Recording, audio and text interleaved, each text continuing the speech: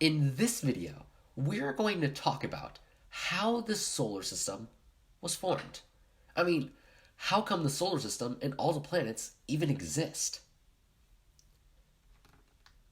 Now, the theory that I'm going to discuss in this video is the most popular theory for the formation of the solar system, known as the nebular theory. So basically what happened was, it all started with the explosion of another star. Alright, just imagine there's massive shockwaves from a nearby supernova that ended the life of a star that existed before the sun. Now, as a result of this explosion, what you're going to get is a cloud of gas and dust, and this is what we call the solar nebula. The important concept to understand about the solar nebula is that the cloud collapsed under its own gravity. And what that means is the force of the explosion caused the star to lose its gravity for all the gas and dust it contained. So, what happened with that gas and dust? Well, it formed a new center of mass in the nebula where a bunch of gas and dust was collected to form the sun. Now, the sun is initially a protostar, which is basically just a star that has not undergone any nuclear fusion yet. Remember, nuclear fusion is just the process of converting hydrogen into helium. And to do that, you need a bunch of hydrogen to come together. And now, believe it or not, much of the material that existed in the early solar system was simply hydrogen.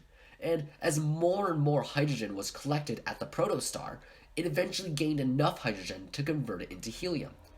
So the protostar could do nuclear fusion, and the protosun becomes the sun. Right? The protosun becomes the sun, and it's a main sequence star. Now, the truth is, we still have a lot of gas and dust revolving around the sun, and what's going to happen is the entire nebula is going to flatten out into a disk. Right, so this is basically what it's going to look like. We see that the sun is at the center, and we have all this gas and dust that's revolving around the sun still. Now, we know that the nebula flattened because we can see here that the planets orbit on about the same plane. So you can think of the orbits of the planets being somewhat two-dimensional. But how does the nebula even flatten itself out in the first place? Now remember, the solar nebula initially appears to be three-dimensional, of course. And we have all this gas and dust revolving, moving in random directions. Here's the thing. If you were to take the average angular momentum of all the individual gas particles, then that would tell you the overall direction that the gas and dust particles want to move towards. As more and more collisions occur between the gas and dust particles, the closer the gas and dust particles will be to moving in that direction. And this results in a flat plane of the gas and dust particles around the sun, right? They're getting closer and closer to moving in that same overall direction. And this results in a flat plane of the solar system.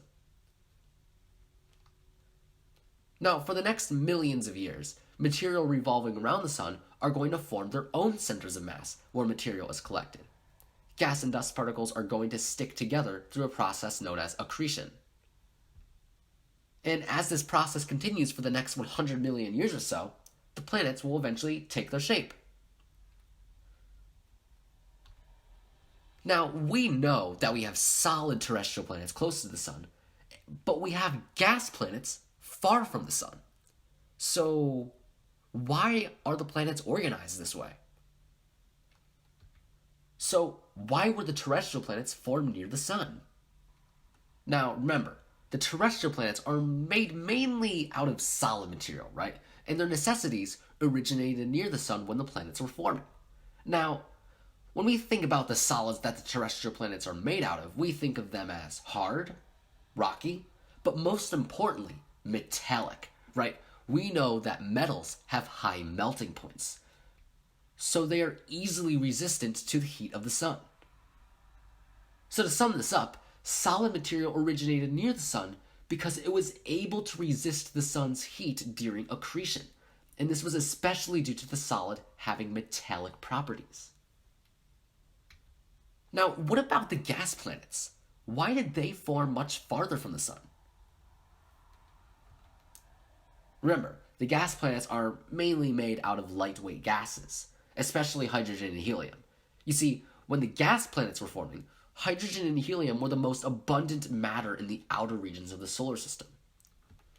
The important thing to understand is that these lightweight gases aren't able to resist the heat of the sun that well. So the gases of hydrogen and helium need to condense in cooler regions of the solar system, right? Much farther out from the sun. So that's basically why the planets are organized the way they are. So there's one more thing I would like to talk about, and that is the asteroid belt. So basically, how did all these chunks of material floating between Mars and Jupiter get there? Now, the way that we can think of the asteroid belt is we can consider it to be the leftovers of the formation of the solar system. But what do we mean by leftovers? Now, remember, the 8 planets formed by sticking together a bunch of gas and dust together to form a planet. Now, if we look at the region the asteroid belt is at, the important part that you have to notice is that the asteroid belt is right next to Jupiter. Jupiter is the most massive planet in the solar system. In fact, Jupiter is so massive that its gravitational pull prevents any planets from forming in the asteroid belt region.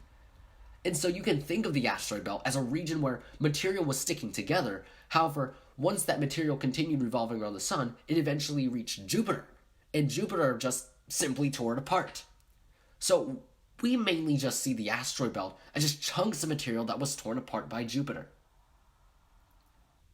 And that is basically how the solar system was formed, according to the nebular theory.